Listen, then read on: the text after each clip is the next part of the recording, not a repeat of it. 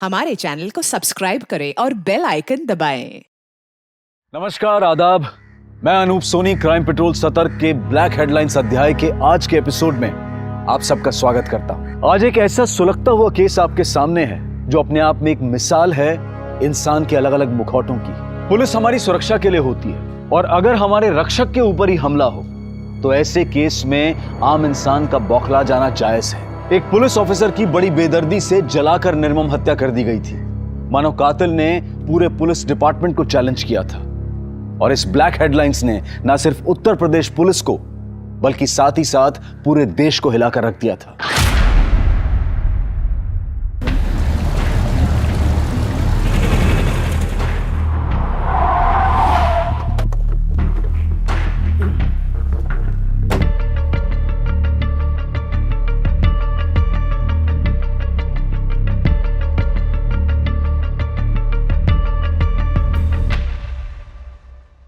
Sir, ये रही वो फाइल।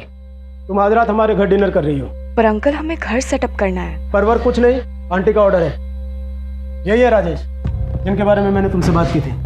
और राजेश, यह गुंजन, मेरी भतीजी, जिसे तुम्हें ट्रेन करना है। Good morning sir. Morning. He is one of the most talented officer. Cadet academy का एक्सीलेंस अवार्ड विनर भी है। और राजेश, तुम्हें मेरी भतीजी को ट्रेन तो करना ही है, लेकिन इसे मेरी भतीजी समझकर छूट देने की कोशिश मत करना। और गुंजन, तुम्हारा मेंटोर बहुत स्ट्रिक्ट है, जरा ध्यान से। अंकल ने आपकी बहुत तारीफ की है। I am really lucky to have you as my mentor. सुबह 7 बजे workout and be on time. Good luck.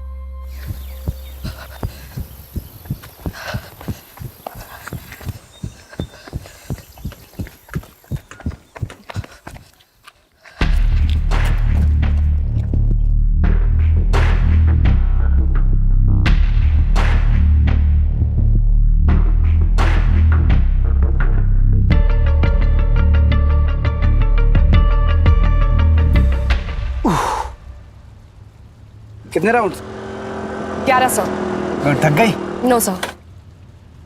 अरे Shiv Prasad, good morning sir. Good morning. बच्चों को स्कूल छोड़ दिया? जी सर। और सपाटे मारो। अरे सर, हमसे नहीं हो पाएगा। बस ऐसे पेट लेके घूमते रहो। फिर बंदोबस्त के लिए तैयार हो? Yes sir. गुड।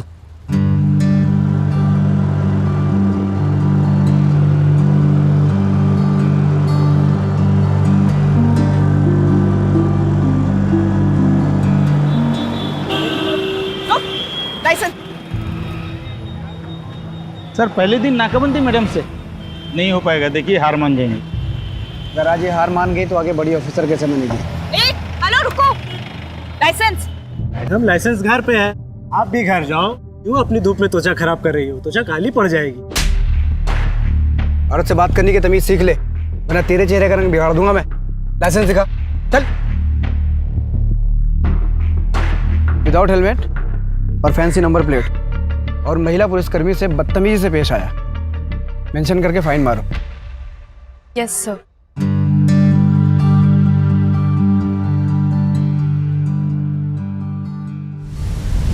सर, आप इतना कॉन्फिडेंस लाते कहाँ से हैं? वर्दी से। बचपन में जब मैं अपने लो ना, खाना लो। बचपन में जब अपने पिताजी के साथ मैं खेत पे जाता था ना, तो हमारे खेत के पहले ना एक पुलिस चौकी पड़ती थी। तो वहाँ पे पुलिस वालों को देख के ना उनके साथ बनने का जुनून सवार हो गया मुझे। और फाइनली जब वर्दी मिली तो कॉन्फिडेंस भी आ गया। वाओ, बधाइयों से यहाँ तक का सफर। आपके पापा तो आप पे बहुत गर्व करते होंगे। करते हैं। एक्चुअली जब से मेरे डिवोर्स की बात चल रही है तब से वो मुझसे नाराज है। मैं अपने वाइफ से डिवोर्स ले रहा हूँ।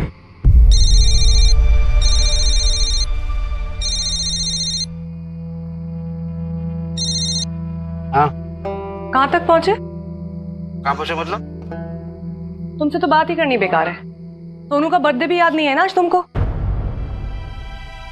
हेलो हेलो, सॉरी, कुछ अर्जेंसी है, मुझे निकलना पड़ेगा। Okay sir.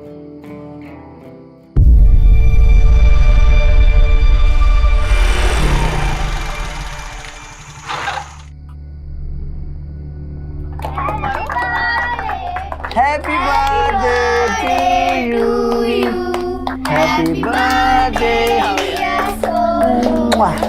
Happy Happy birthday to you.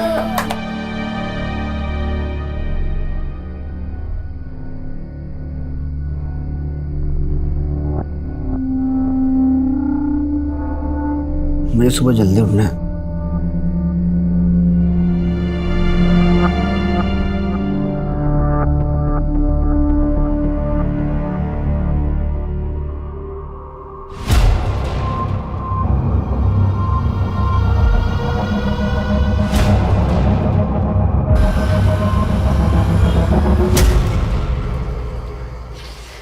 ये क्या हर दिन केस चलता रहता है तुम्हारा? हम सब बहुत अच्छे से समझते हैं। बहुत थके हुए हैं। अरे थकते तो तुम पहले भी थे राजेश, पर कम से कम बच्चों को समय तो देते थे। आजकल बहुत ज्यादा बिजी रहते हैं, बहुत ज्यादा काम है, समझा? हाँ, बहुत काम है तुमको। अरे पहले तो तुम घर आते थे हमारे हाथ का खाना खाने के लिए भाग भाग के। अब क्या हो गया है? यार हमको तुमसे बहस नहीं करनी, हमको नींद आ रही है, सुबह जल्दी उठना है, सो जाओ।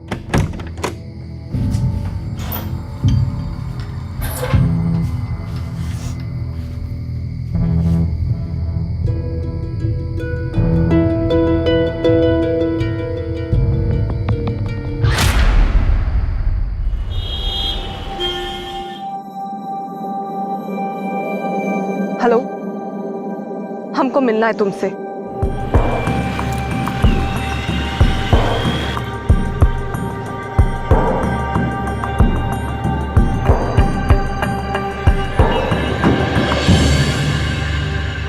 आपने जैसा कहा हम वैसा ही कर रहे हैं।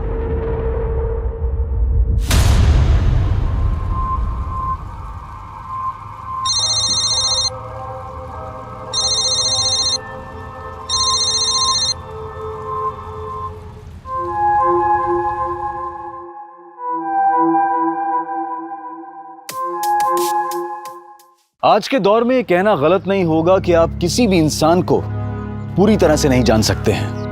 हम सभी अपने चेहरों पर कई चेहरे लेकर चलते हैं। राजेश की जिंदगी में पिछले कुछ दिनों से जो चल रहा था उसका परिणाम एक भयानक रूप में सामने आया था। इतना तो तय था कि वारदात के बाद सामान्य रूप से चल रही कई जिंदगियों में भूचाल आने वाला था।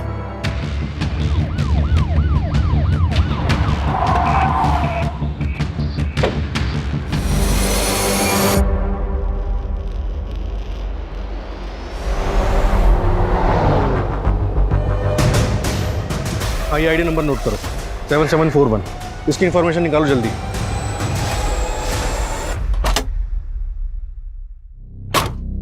सर विक्टिम ने पुलिस की वर्दी पहनी हुई थी, ये आईडी कार्ड मिला, इसके जरिए हम उसके बारे में पता लगाने की कोशिश कर रहे हैं। सर बॉडी काफ़ी जल चुकी, 90% से भी ज़्यादा, काफ़ी क्रिटिकल कंडीशन है। आसपास कुछ और बरामद हुआ, मोबाइल या पर्स वगैरह? नहीं सर, कुछ नहीं मिला। सुनसान इलाके में अकेला कर क्या रहा था? सर हो सकता है किसी केस पे काम कर रहा हो।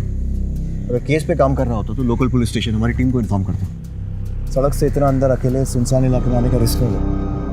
ऐसा करो, आसपास के 4-5 किलोमीटर के रेडियस में अच्छी तरह सर्च करो, कुछ ना कुछ जरूर मिलेगा। पुलिस वाले को जलाकर मारने की कोशिश हुई, मामला कुछ बड़ा ही हो। ओके सर, विक्टिम की आईडी कार्ड से पता चला है कि उसका नाम राजेश कुमार है, कुंदी नगर थाने में सब इंस्पेक्टर है। बाकी की डिटेल जानने के लिए थाने के इंस्पेक्टर सुनील त्यागी से बात करनी होगी।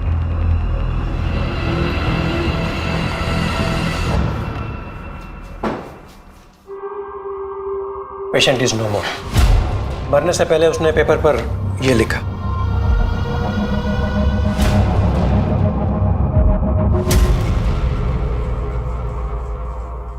डॉक्टर, हमें बॉडी की ऑटोप्सी रिपोर्ट कितनी जल्दी मिल सकती है? ऑटोप्सी रिपोर्ट तैयार करने में हमें कम से कम 24 से 48 घंटे लगेंगे। राजेश के साथ ऐसा होना हमारे लिए काफ़ी शॉकिंग है। राजेश उस इलाके में किसी केस की इंक्वायरी के लिए गया था? केस? राजेश तो काफ़ी वक्त से सस्पेंडेड था, उस पर तो डिपार्टमेंटल इंक्वायरी चल रही थी। इंक्वायरी? जी एक्चुअली हमारे एक ऑफिसर ने लक्की नाम के एक हिस्ट्री शीटर को गिरफ्तार किया था और उसके पास से 2 पिस्टल बरामद हुई थी। काफ़ी पूछताछ के बाद उसने कबूल किया कि वो पिस्टल उसे राजेश ने दिए थे। राजेश उस वक्त हमारे थाने का आर्म्स इंचार्ज था। ये लकी अभी भी आपकी कस्टडी में है? जी हाँ। अच्छा, ये आमला कौन है? राजेश की बीवी। देखिए जी, आपको क्या लगता है राजेश उस सुनसान इलाके में क्या करने गया होगा? हो सकता है उसे अपने केस के बारे में कोई क्लू मिला हो या किसी से मिलने गया हो। मैं पक्के तौर पर कुछ नहीं कह सकता। Excuse me. इस लकी से पूछताछ के लिए परमिशन निकलवाओ। और वो राजेश के घर का सर्च वारंट? गीता लेकर आ रही है सर। ब्रेकिंग न्यूज आ रही है उत्तर प्रदेश के वाराणसी से, जहां एक पुलिस सब इंस्पेक्टर को जिंदा जलाकर मारने की कोशिश की गई है। सब इंस्पेक्टर का नाम राजेश कुमार है। हमारे संवाददाता हमारे साथ पल पल की रिपोर्ट शेयर कर रहे हैं। सर, हमें पता चला है कि सब इंस्पेक्टर राजेश कुमार को जिंदा जलाकर मारा गया है। पुलिस ने इस मामले में अब तक क्या कदम उठाए हैं? सर, क्या ये मामला पर्सनल दुश्मनी का है या इस मामले का लिंक किसी और बड़े मामले से है? देखिए, सब इंस्पेक्टर राजेश कुमार की हत्या हमारे डिपार्टमेंट पे भी शॉक, लेकिन मैं आपको एक चीज की गारंटी दे दूं कि हम मुजरिमों तक पहुंचने में कोई कसर नहीं छोड़ेंगे। प्लीज। राजेश की हत्या की वजह से मीडिया में बहुत बवाल है। हमारे अपने आदमी के साथ क्राइम हुआ है, इसलिए सबकी नजर इस पर। तो मुझे इस केस में जल्द से जल्द प्रोग्रेस चाहिए। गीता, क्राइम लोकेशन पर एक टीम के साथ जाओ, फिर से अच्छी तरह पूरी सर्च करो। सर। दुबे, राजेश की बीवी अमला से मिलो, उससे पूछताछ करो और उसके घर की तलाशी लो। Right sir.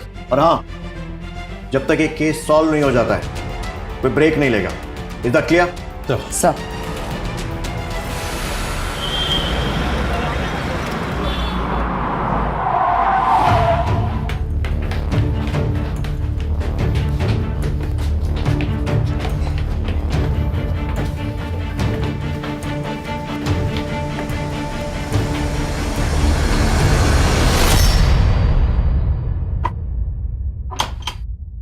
तोड़ दो ताला।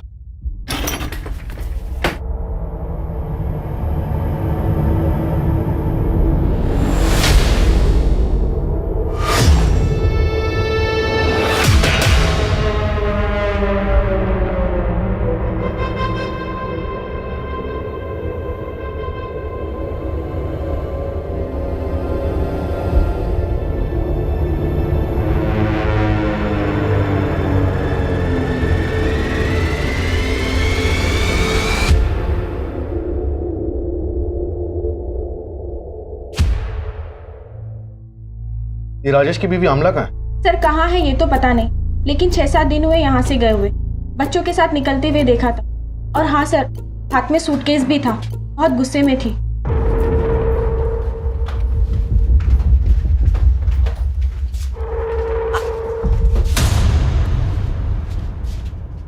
सर, हमने बाद में राजेश से भी पूछा।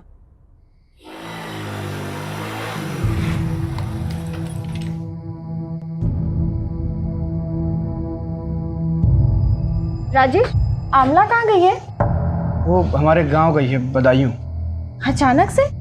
बताया नहीं उसने। सब ठीक तो है ना आप दोनों के बीच? हाँ, सब ठीक है। वो अचानक उसका जाने का प्लान बन गया ना, तो इसलिए शायद बताना भूल गई होगी। हमें थोड़ा अजीब तो लगा था, क्योंकि सर इससे पहले आमला कभी बदायूं नहीं गई। और वैसे भी सर, पति पत्नी में अगर झगड़ा होता है तो पत्नी मायके जाती है, ना कि ससुराल। उनके बीच झगड़े किस बात पे होते थे? झगड़े होते तो थे, लेकिन किस बात पर होते थे वो हमें नहीं पता।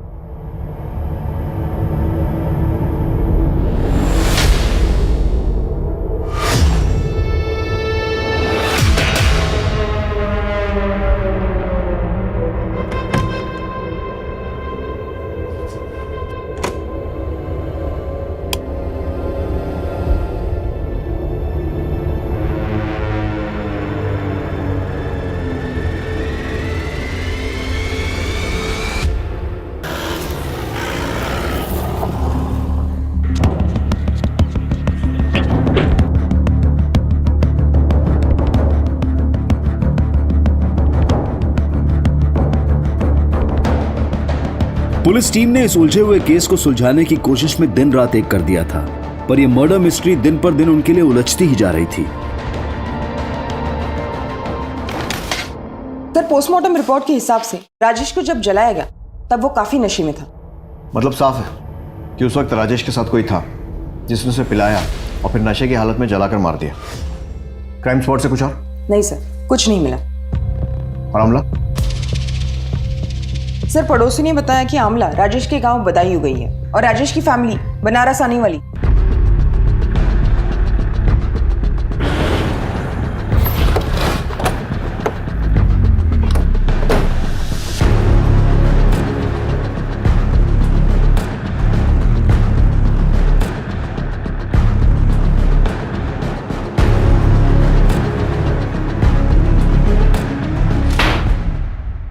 डॉक्टर राजेश कुमार को मारने के लिए किसको भेजा?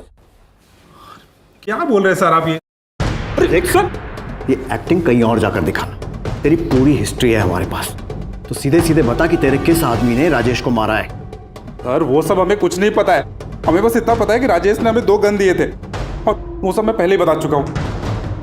सोचने का मौका दे रहा हूँ, सच सच बता दे, नहीं तो अपने तरीके से उगलवा लेंगे। दुबे, अपने सोर्सेस को इसके लोगों की कुंडली निकालने में लगा दो। Right sir. Sir Rajesh sir बहुत मेहनती और फिट रहने वाले लोगों में से थे। यहाँ तक कि बड़े साहब ने भी अपनी भतीजी गुंजन मैडम को उनसे ट्रेनिंग लेने को कहा था। वो हमारे बेस्ट ऑफिसर थे सर, पर जब से ये इंक्वायरी चल रहा था वो बहुत ज़्यादा परेशान रहने लगे थे, काफ़ी ड्रिंक भी करने लगे थे। किसके कहने पे हमारा नाम खराब करने की कोशिश की तूने? किसके कहने पे हमारा नाम खराब करने की कोशिश की तूने? बोल बेटा, एक बात कान खोल के सुन ले, सच का पता तो हम लगा के रहेंगे। तेरे लिए अच्छा होगा कि तू अपने मुंह से बता दे मुझे, बता किसके कहने पे किया। बोल राजेश, बोल राजेश, बोल राजेश। मुझसे बात नहीं कर सकते, ये मत भूलो कि तुम सस्पेंडेड हो। और ये क्या, शराब पीकर आए हो थाने में? सबके सब मिले हुए, सबके सब मिले हुए, लेकिन एक बात कान खोल के सुन लीजिए आप लोग, उनसे हमारी वर्दी कोई नहीं छीन सकता।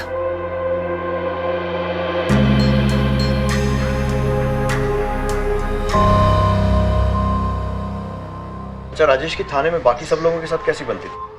बाकी सब लोग के साथ तो ठीक ही था, पर अजय सर के साथ शुरू से उनका 36 का आंकड़ा था। क्या बकवास कर रहा मेरे बारे में तू? हाँ, क्या बकवास कर रहा तू? कॉलर छोड़ो पहले। क्या बकवास कर रहा है? अकेला क्या पूरे थाने को पता है? सर दोनों में काफी हाथापाई भी हुई थी। राजेश सर बहुत गुस्से में थे, किसी की भी नहीं सुन रहे थे। बात क्या थी वो तो नहीं जानते सर, पर इस लड़ाई के बारे में सभी को पता है। हाँ हुई थी झड़प, लेकिन हमने उसे कुछ गलत नहीं पूछा था। मतलब? थाने में सबको खबर थी कि राजेश सुनील सर के भतीजे गुंजन के साथ कुछ ज्यादा ही समय बिता रहा है। हमने बस वही पूछा था उससे। राजेश और उसकी पत्नी के बीच में झगड़े चल ही रहे थे, एक झगड़े के गवाह तो हम खुद हैं। अरे पहले तो तुम घर आते थे हमारे हाथ का खाना खाने के लिए भाग भाग के, अब क्या हो गया है? और इतना ही नहीं, हमारे कांस्टेबल ने राजेश को सुबह सुबह गुंजन के घर से निकलते हुए भी देखा था। ठीक, ये तो है राजेश की कहानी। अब अपनी कहानी सुनो। राजेश से दुश्मनी की वजह? सर कोई जाति दुश्मनी नहीं थी, एक वर्क प्लेस में 2 कॉम्पिटिटर्स के बीच में जैसा होता है, सिर्फ उतना ही। कॉम्पिटिटर्स? और वो गन्स वाले केस में राजेश का इन्वॉल्वमेंट? उसकी लाइफस्टाइल देख के कोई भी बता देगा कि वो उस मामले में जरूर इन्वॉल्व होगा। उसके खर्चे उसकी कमाई से दुगना थे। आपकी भतीजी गुंजन इस वक्त कहाँ है? उसका एक्सीडेंट हो गया था, इसी वजह से वो लीव पर है अपने होम टाउन लखनऊ में। लेकिन आप गुंजन के बारे में क्यों पूछ रहे हैं? त्यागी जी, हमने सुना है कि गुंजन और राजेश के बीच में काफी नजदीकियां थी। देखिए, राजेश एक शादीशुदा बाल बच्चेदार आदमी था और गुंजन एक पढ़ी लिखी समझदार लड़की है। पहली बात तो ऐसा कुछ हुआ नहीं, और अगर ऐसा कुछ होता भी तो आपको नहीं लगता कि मैंने टैकल कर लिया होता? माफ कीजिए, मेरी कोर्ट में पेशी है, मुझे निकलना हो। यही है ना राजेश का परिवार? नहीं साहब, ये राजेश का परिवार नहीं है।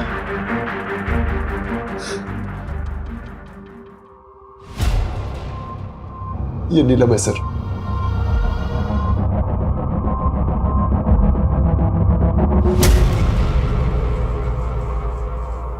तो क्या नीलम दूसरी औरत के बारे में सही कह रही थी?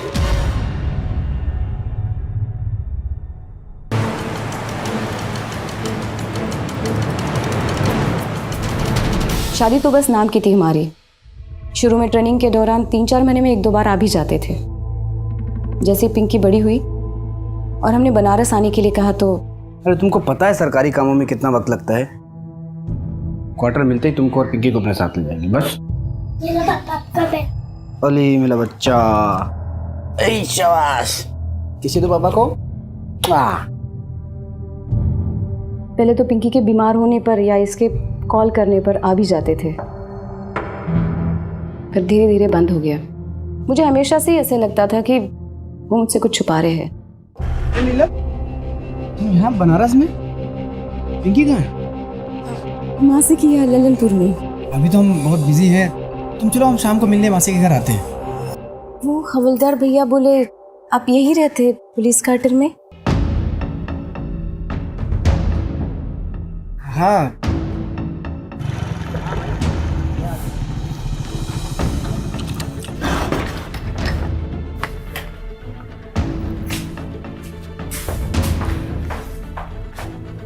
आपने बताया नहीं कि आपको पुलिस क्वार्टर मिला है? हम तो पिंकी की स्कूल शुरू होने से पहले ही शिफ्ट हो जाते यहाँ।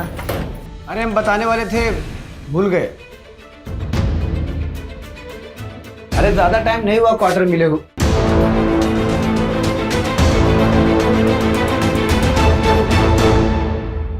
उस दिन हमारा बहुत झगड़ा हुआ, यहाँ तक कि हमने बहुत जिद भी की वहाँ रहने के लिए, पर उन्होंने हमें समझाकर गांव भेज दिया। कुछ दिनों बाद तंग आकर हमने उन्हें जब डिवोर्स की बात की तो वो झट से मान गए। यहाँ तक कि जब हमारे पापा भी उन्हें समझाने के लिए गए, बात करने के लिए गए, तो जब राजेश कुछ भी नहीं था तब हमने नीलम का रिश्ता किया था उससे। आज जब राजेश की सरकारी नौकरी लग गई है तो हमारी बेटी को छोड़ देने की बात कर रहा है। बेटा रहना नहीं चाहता उसके साथ तो कैसे जबरदस्ती करे? समझिए, आप समझिए इन्हों से। मेरी बेटी नीलम का क्या होगा, पिंकी का क्या होगा? यूं सबको मजदार में छोड़ देना कहाँ की समझदारी है भला? अब राजेश से आखिरी बार कब मिली थी? बनारस आने के बाद हम उन्हें कभी नहीं मिले। कभी भी नहीं? पिंकी की पढ़ाई और हमारी नौकरी में इतना समय निकल जाता है कि हमें फुर्सत मिलती ही नहीं, और हम अब पीछे मुड़कर नहीं देखना चाहते। सर, नीलम को देख के ऐसा बिल्कुल भी नहीं लगा कि उस पर राजेश की मौत का कोई असर हुआ है। सुबह राजेश और नीलम का डाइवोर्स भी नहीं हुआ। ऐसे में राजेश की मौत का डायरेक्ट फायदा नीलम को ही होगा। तो क्या सर, अब नीलम भी हमारी सस्पेक्ट लिस्ट में? बिल्कुल, नीलम के कॉल रिकॉर्ड निकलवाओ और साथ ही साथ ये भी पता लगाओ कि राजेश ने मरते समय आमला का नाम ही क्यों लिखा था।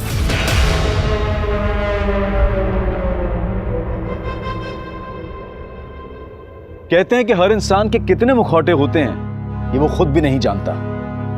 राजेश के कितने मुखौटे थे? अगर नीलम राजेश की पत्नी थी तो फिर अमला कौन थी? अमला का नाम राजेश ने मरने से पहले लिखा था।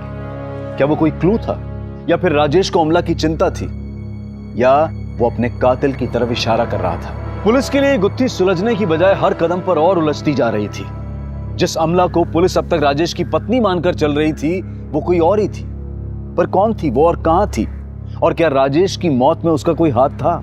सवाल कई थे और पुलिस हाथ आती हर इंफॉर्मेशन से तार जोड़ने की कोशिश कर रही थी। सर, पता चला आमला राजेश की वाइफ ही नहीं है। क्या?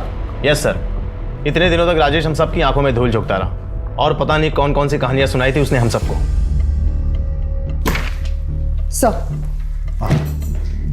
सर, हर सीसीटीवी फुटेज चेक किया लेकिन राजेश का कहीं पर भी कोई फुटेज नहीं मिला। जिस भी व्हीकल पर डाउट होता है सर्च करो। राजेश किसी ना किसी जरिए से किसी साधन से वहां पहुंचा हो। आसपास वालों से भी पूछताछ जारी रखो। और सर, एक खबरी से ये भी पता चला है कि लकी के घर कुंती नगर थाने से कोई पैसे भेजता था। गीता, तुम लकी के घर जाओ। सर, हमने आमला और उसके बच्चों के बारे में पूछताछ की। आमला के बच्चे जिस स्कूल में पढ़ते हैं वहाँ पे पिता की जगह राजेश का नाम नहीं, किसी संजय गोयल का नाम है। इस संजय गोयल के बारे में भी पता किया कि किसी बैंक में काम करता है। उसे थाने तुरंत बुलाया है।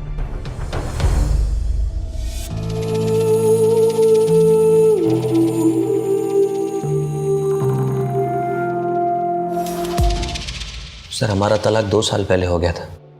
आमला का हमारी माँ के प्रति व्यवहार बिल्कुल अच्छा नहीं था। हमने बहुत कोशिश की बदलने की कि सब कुछ ठीक हो जाए, लेकिन वो नहीं बदली। बहुत जिद्दी है। आमला, तुम्हें किसी भी चीज की जरूरत हो, कोई भी हेल्प चाहिए तो मुझे बेझिझक बोलना। झिझक? झिझक कैसी? तलाक के बाद तो ये हमारा हक है। बस तुम पैसे टाइम से भिजवा दिया करना। अम्मा की दवाइयों का बहाना लगा लगा के ना हर बार की तरह कटौती मत करना, वरना हम नहीं फिर कोर्ट बात करेगी तुमसे, समझे? हम अक्सर आमला से और अपने बच्चों से मिलने उसके घर जाते थे, और एक दिन मम्मी कहाँ है तुम्हारी? मम्मी अंदर है। अच्छा, क्या मजा नहीं आ रहा? मैं भी तो सुनूं। नजदीक बताता हूँ। ऐसे नहीं आती नजदीक। बहुत दिनों से कुछ गिफ्ट नहीं लेकर आए।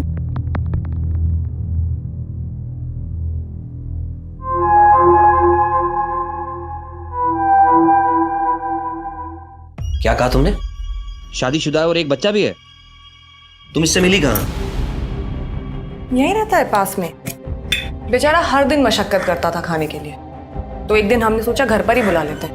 बस तभी से यहीं का होकर रह गया है। और फिर संजय, तुम तो जानती हो हमारे हाथ के खाने का जादू है ना। एक शादीशुदा आदमी के साथ रहकर तुम्हें क्या मिल जाएगा? और ये बच्चे, इनके बारे में सोचा है कभी? जब ये सब देखेंगे तो क्या असर पड़ेगा उन पर? संजय, बच्चों के बारे में सोचकर ही ये कदम उठा रहे हैं हम। सरकारी नौकरी करता है राजेश, दोनों बच्चों का भविष्य एकदम सुरक्षित रहेगा। और तो और अपनी बीवी को तलाक देने के लिए भी तैयार है हमारे लिए। सर, आमला ने अपनी जिद के आगे किसी की नहीं सुनी, न तब न अब। लेकिन हमारा डर गलत नहीं था सर।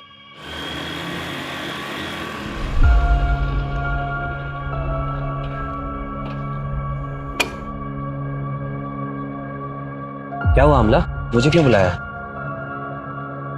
उसको अब हमें इंटरेस्ट नहीं रहा है। हमने तुमसे पहले ही कहा था वो तुमसे शादी नहीं करेगा। तुम ही सपने देख रही थी शादी की उससे।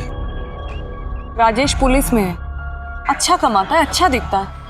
अब इस उम्र में भला राजेश से बेहतर 2 बच्चों के साथ हमको और कौन मिलेगा? हम नहीं थे तुम्हारे पास? राजेश ने हमारे लिए अपने बीवी बच्चों को छोड़ दिया, और तुमने अपनी माँ के लिए हमें ही छोड़ दिया।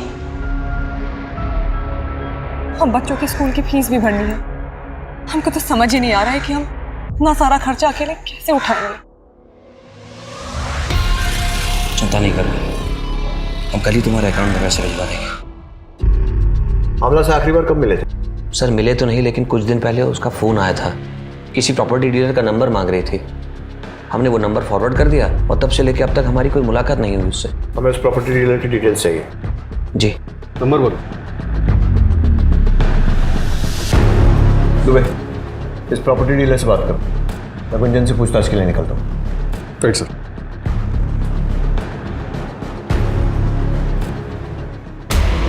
बहुत गूंज सुन रहे हैं आपके नाम की गुंजन जी।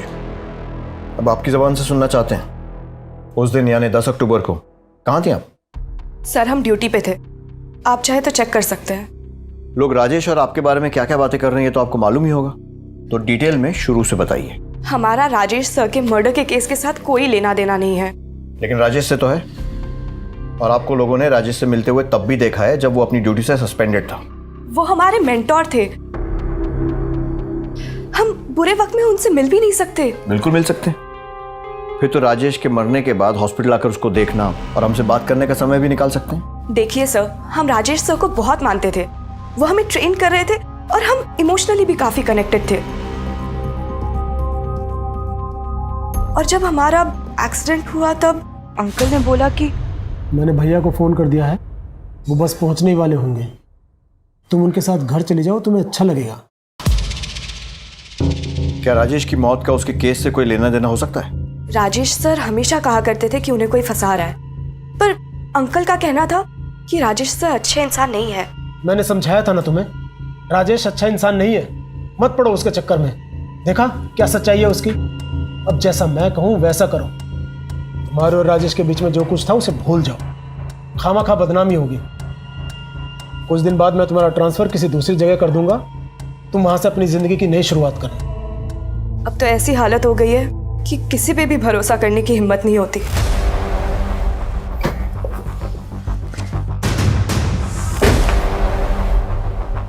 इन्हें पहचानते हो?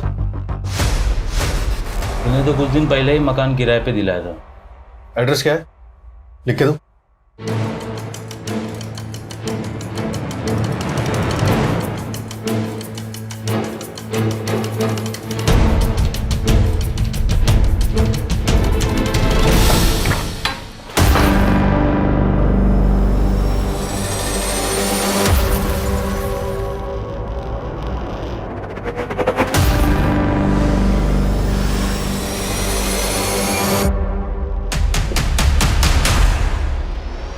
फॉरेंसिक को बुलाओ जल्दी।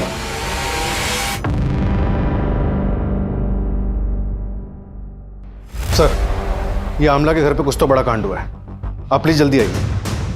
ठीक है, ओके सर।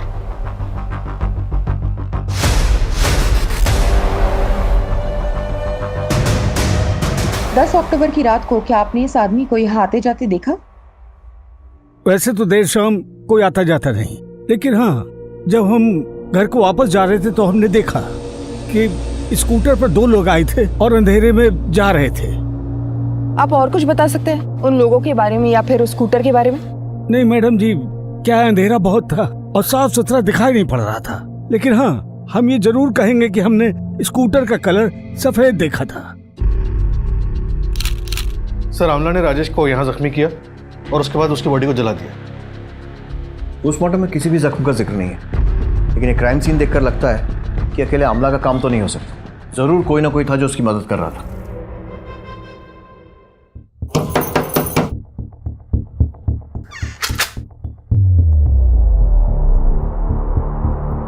आप कौन? इससे पहले तो कोई और आता था पैसे देने। आप नए हैं क्या? हाँ। ये कब तक छूट कर आ जाएंगे? आप लोग ने बोला था कि 1 महीने में छूट कर आ जाएंगे। ऐसा किसने बोला था? राजेश को क्यों मारा?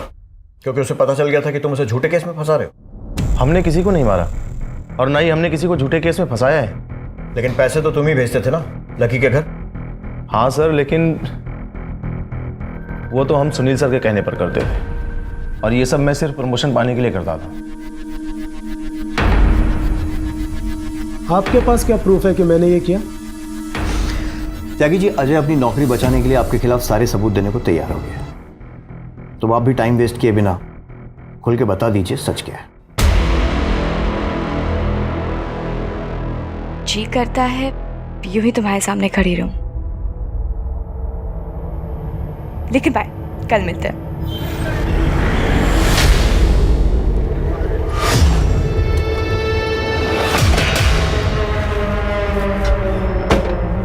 तुम्हें उसे जो सिखाना था तुमने सिखा दिया। तुमसे पहले भी कह चुका हूं कि उससे दूर रहो, वरना ऐसी जगह ट्रांसफर करूंगा ना कि बिजली पानी को तरस जाओगी। आप मेरा ट्रांसफर तो करा देंगे सर, और गुंजन को कैसे रोक पाएंगे मेरे साथ आने से? जब राजेश फिर भी नहीं माना तो हमने एक तीर से 2 शिकार करने के बारे में सोचा। हमने उसे एक ऐसे केस में फंसाया जिससे हम ही उसे निकाल सकते थे। वो जब भी हमारे पास गिड़गिड़ाते हुआ आता तो हम उसके सामने एक ही शर्त रखते, गुंजन से दूर जाने की शर्त। जब इतना फुल प्रूफ प्लान था तो ऐसा क्या हुआ कि आपने अगला कदम उसे मारने का उठा लिया? हमारा प्लान सक्सेसफुल होता उससे पहले ही किसी ने उसे मार दिया। अपने ही डिपार्टमेंट और अपने पुलिस स्टेशन के इतने काबिल अफसर के साथ खेल खेलते हुए आपको शर्म नहीं आई? सर, अगर ये काम अमला ने किसी के साथ मिलकर किया है तो उसका साथ देने वाला कहीं इंस्पेक्टर सुनील या फिर संजय तो नहीं? क्योंकि संजय हमेशा अमला की मदद करने के लिए तैयार रहता। हमें यहाँ तक पहुँचाने वाला भी संजय ही है। इंस्पेक्टर सुनील सिस्टम से वाकिफ है, वो खुद इस चक्रव्यूह में नहीं फंसेगा। जरूर उसका कोई ना कोई प्यादा होगा जो आमला की मदद कर रहा होगा। सर, मुझे तो कभी कभी लगता है इन सारी औरतों से तंग आके राजेश ने खुद अपना मर्डर प्लान करवाया और खुद आमला को मार के कहीं फरार हो गया। आमला को हर समय पैसों की जरूरत रहती थी। जरा इंस्पेक्टर सुनील और आमला दोनों के बैंक स्टेटमेंट चेक करवाओ। Okay sir. आमला अगर हाथ लग गई तो सच्चाई भी हाथ लग जाएगी। वो सफेद स्कूटर या उन दोनों लोगों के बारे में कुछ पता चला? सर, क्राइम स्पॉट पर जाने वाले सभी रास्ते और आसपास के सभी एरिया के सीसीटीवी फुटेज एक टीम चेक कर रही है। We are checking every possible way. Team से कहो कि कमर कस के तैयार हो जाए। ये कहानी अब क्लाइमैक्स तक पहुंचने वाली है।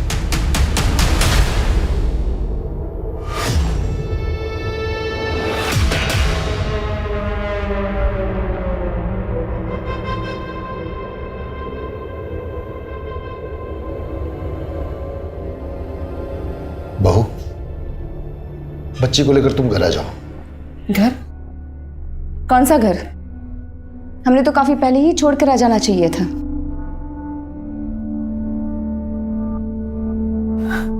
ऐसा ना कहो बहू, ये बच्ची राजेश की आखिरी निशानी है। आखिरी निशानी? इस बच्ची को लेकर इस शहर में जब हम अकेले उसकी जिम्मेदारी उठा रहे थे तब कहा था आपका प्यार। लोग नौकरी देने के लिए जिस्म का सौदा करने की मांग कर रहे थे। एक अकेली औरत का इज्जत से रहना कितना मुश्किल होता है आप नहीं जानते। बेहतर है कि आप यहां से चले जाइए। पुलिस ने अपनी तहकीकात में कोई कसर नहीं छोड़ी थी। आए दिन कुछ नए खुलासे हो रहे थे। कभी ऐसा लगता था कि राजेश की हत्या में कोई प्रोफेशनल एंगल है और कभी ऐसा लगता था कि पर्सनल। केस घूमते घूमते एक चक्रव्यूह का रूप ले चुका था और ऐसे में पुलिस को एक और झटका मिला और इस चक्रव्यूह की गति को दुगना कर गया।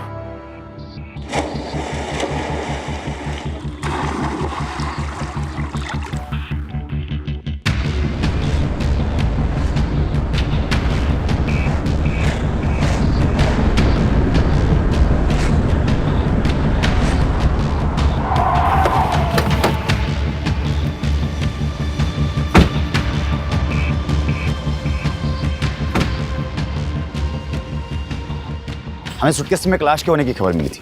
आपने जो अपने थाने से एक फोटो भेजा था उसका चेहरा इससे मिल रहा है।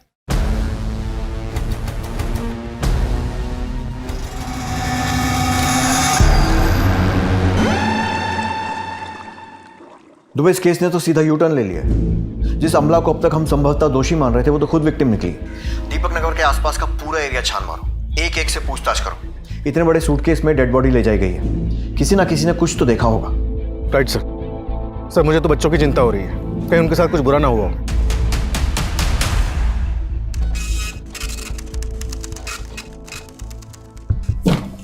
सर हमने आमला, नीलम और राजेश तीनों के पिछले कई हफ्तों के फ़ोन लोकेशन मैच किए। सरप्राइजिंगली तीनों की लोकेशन कई बार एक ही जगह दिखा रहा है। दुबे, अब तक की कहानी हमें जिस दिशा में ले जा रही है, इन तीनों का इंटेंशनली एक साथ होना तो इम्पॉसिबल है। ज़रूर नीलम ही आमला और राजेश का पीछा करती थी। लेकिन सर पिछले कुछ दिनों से नीलम की लोकेशन अलग दिखा रहा है। हो सकता है उसने अपना फ़ोन बदल लिया हो या फिर ये सब मर्डर के पहले की तैयारी हो। सर डीएनए रिपोर्ट के मुताबिक घर में आमला के ब्लड के अलावा राजेश का ब्लड भी था। दोनों का? लेकिन फिर कातिल ने इतनी अलग अलग तरीके से दोनों को ठिकाने क्यों लगाया? सर दोनों को मारने का मोटिव गुंजन और नीलम के पास ही हो सकता है। गुंजन को आमला के बारे में पता चल गया हो और उसने दोनों को मार दिया। तो फिर आमला के बच्चे कहाँ हैं? ये भी हो सकता है कि संजय ने बच्चों को पाने के लिए आमला को मारा और जब बीच बचाव के लिए राजेश आया तो उसे भी मारना पड़ा। लेकिन सर उस प्रॉपर्टी डीलर का एड्रेस हमें संजय नहीं दिया था। सर मिले तो नहीं, लेकिन कुछ दिन पहले उसका फ़ोन आया था। किसी प्रॉपर्टी डीलर का नंबर मांग रहे थे। You're right, हम अपनी मदद करने वालों पर शक नहीं करते, लेकिन हो सकता है मदद इस बार किसी इरादे से की गई। इस केस में हम किसी को भी रडार से बाहर नहीं जाने दे सकते। साहब इसमें हमारी कोई गलती नहीं है। जितना पूछा है उतना बता। हमें पता चला है कि सूटकेस तेरे सामने फेंका गया था। हाँ पर वो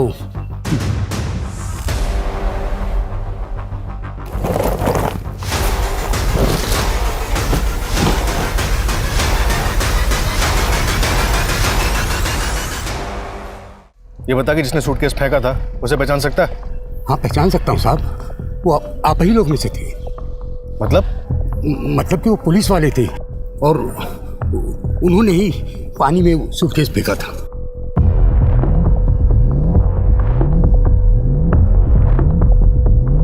ये था?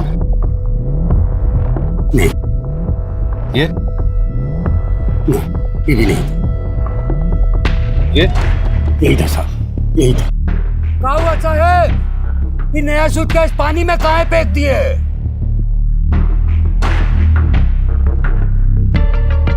धार्मिक किताबें थी, दीमक लग गई थी तो सोचे रोड पे फेंके तो पाप चढ़ेगा ना, इसलिए पानी में फेंक दिए। राजेश ने आमला को मारा तो फिर राजेश को किसने मारा होगा? चल क्या रहा है? सर पोस्टमार्टम रिपोर्ट से साबित होता है कि राजेश की मौत आमला की मौत के 5-6 घंटे के बाद हुई थी। सर एक सीसीटीवी फुटेज में हमें उस व्हाइट स्कूटर पर 2 लोग दिखाई दिए, लेकिन वो फुटेज इतनी क्लियर नहीं है। सर ये देखिए, फिर हमें ये एमके रोड का फुटेज मिला है जिसमें इस व्हाइट स्कूटर का नंबर साफ दिखाई दे रहा है और जिसके नाम पर रजिस्टर्ड है उसका पता चल गया है। तुम्हारे मोबाइल की लोकेशन उसी जगह मिली है या राजेश जली हुई हालत में मिला था? तो भलाई इसी में है, सीधे सीधे सब कुछ बताओ।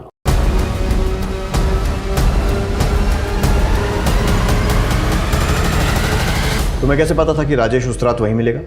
हम बहुत दिन से उसका पीछा कर रहे थे सर, और उस दिन तुमने अगर हमसे शादी नहीं की ना तो हम जाके सबको सच्चाई बता देंगे। अरे केस तो तुम्हारे ऊपर पहले ही चल रहा है और तुम्हारी नौकरी भी 100% जाएगी। जान से मारेगी। फिर थोड़ी देर बाद राजेश दोनों बच्चों को घर से लेके बाहर गया। हम उसका पीछा किए तो देखे बच्चों को वो कुमार नगर में अपने दोस्त के घर पे छोड़ा और वापस आते हुए उसकी कार में एक सूटकेस लेके आया। लगभग 1-1.5 घंटे के बाद वो वही सूटकेस लेके दोबारा घर से बाहर गया।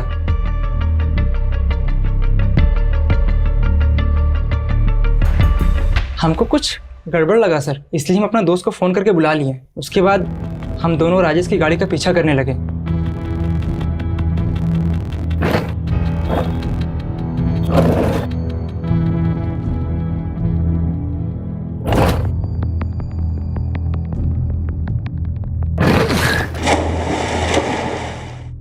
वो किसी का नहीं था सर, वो अपने फायदे के लिए किसी को भी छोड़ सकता था, किसी को भी मार सकता था।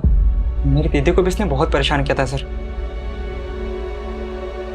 वो जब भी घर वापस आती थी ना सर, सिर्फ रोते हुए आती थी। हम उसको अपनी दीदी का जिंदगी बर्बाद करने का सजा दिए हैं सर।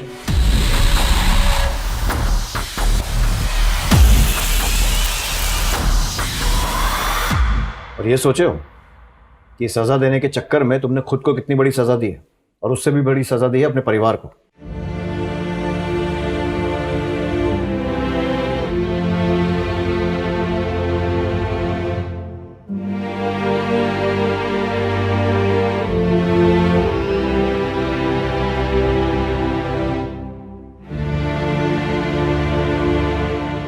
कहते हैं कि एक साथ दो नावों में सफर करना खतरे से खाली नहीं होता, लेकिन राजेश और अमला दोनों ही ये सफर कर रहे थे। बल्कि राजेश की जिंदगी तो तीन तरफ से उलझी हुई थी। मुखौटे लगाकर इंसान कुछ समय के लिए खुश तो हो सकता है, दूसरों को भी खुश कर सकता है, लेकिन ये खुशी लंबी नहीं चलती है।